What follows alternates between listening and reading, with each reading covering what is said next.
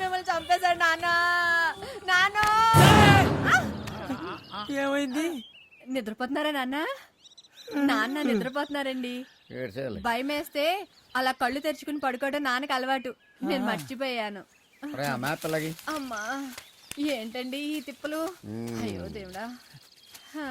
ఇప్పుడు మనం ఇక్కడ ఉన్నాం, అటు వెళ్ళాలి. ఎటు వెళ్ళాలి? అటు వెళ్ళాలి. ఎటు రావడం కుదరదు. ఇన్స్ట్రక్షన్స్ ప్రకారం లంచ్ టైంకి అక్కడికి వెళ్ళకపోతే మనకు ఫుడ్ కూడా దొరకదు. లంచ్ మాట దేవుడు ఎరుగు. నాకు బ్రేక్ఫాస్ట్ ఇక్కడికే కావాలి. అప్పుడే ఒక అడిగైనా వేయగలుగుతాను. పిజ్జా కూడా కొనివ్వలేదు రాత్రి. అదిగో చిప్స్ ఉన్నాయి, తింటావచ్చుగా.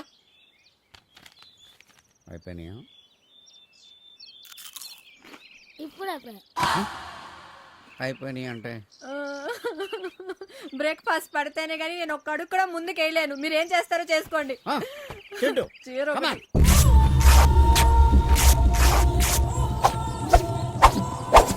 నానా ఇంతకంటే ఎక్కువ కడితే బ్లడ్ సర్క్యులేషన్ ఆగిపోద్ది.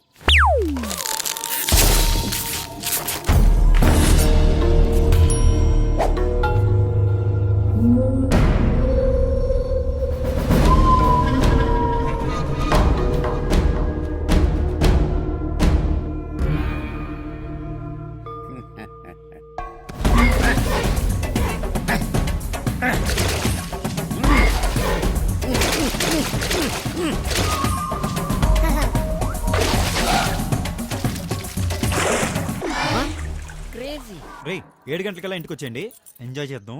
రే నేను 7 o'clock బ్యాంక్ వెళ్ళాలరా. 7 ఐపీఎల్ మ్యాచ్ ఉందిరా. ఏంట్రా ప్రతిసారి మీరులాగా?